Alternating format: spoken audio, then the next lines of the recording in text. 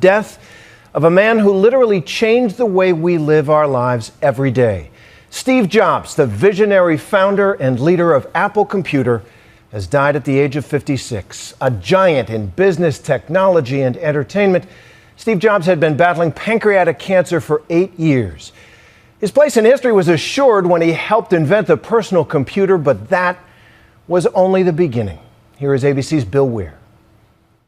Before he put a virtual world at our fingertips. And we call it the iPad. Before he turned household tools into objects of desire. Today, Apple is going to reinvent the phone.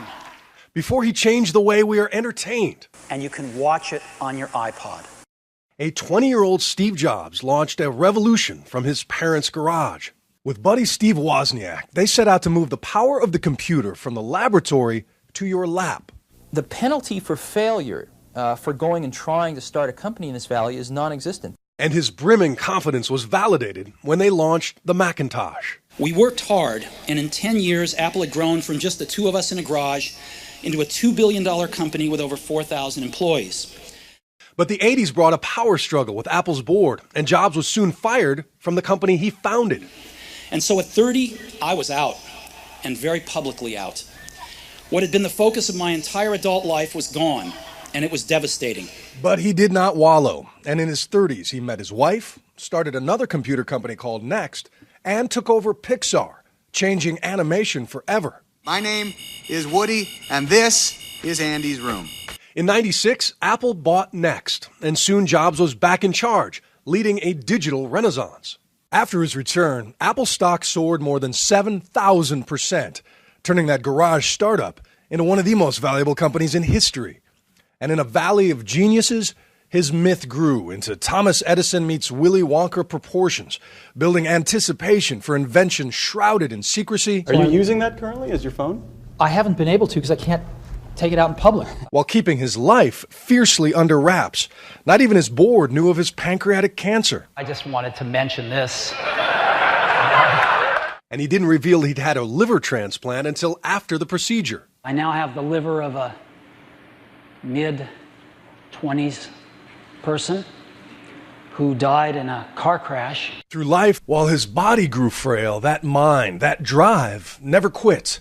A standing ovation welcomed his surprise appearance at the spring launch of the iPad 2. But then came this letter in August.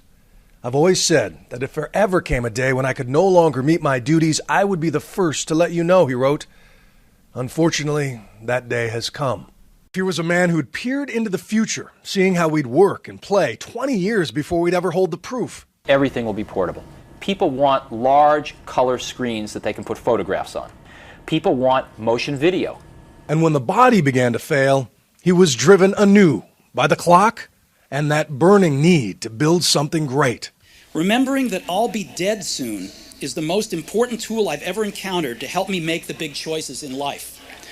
Because almost everything, all external expectations, all pride, all fear of embarrassment or failure, these things just fall away in the face of death, leaving only what is truly important.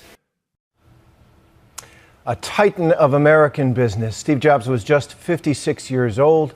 He leaves behind a wife and 4 children. And just minutes ago, Apple's board of directors issued a statement saying, in part, Steve's brilliance, passion, and energy were the source of countless innovations that enrich and improve all of our lives.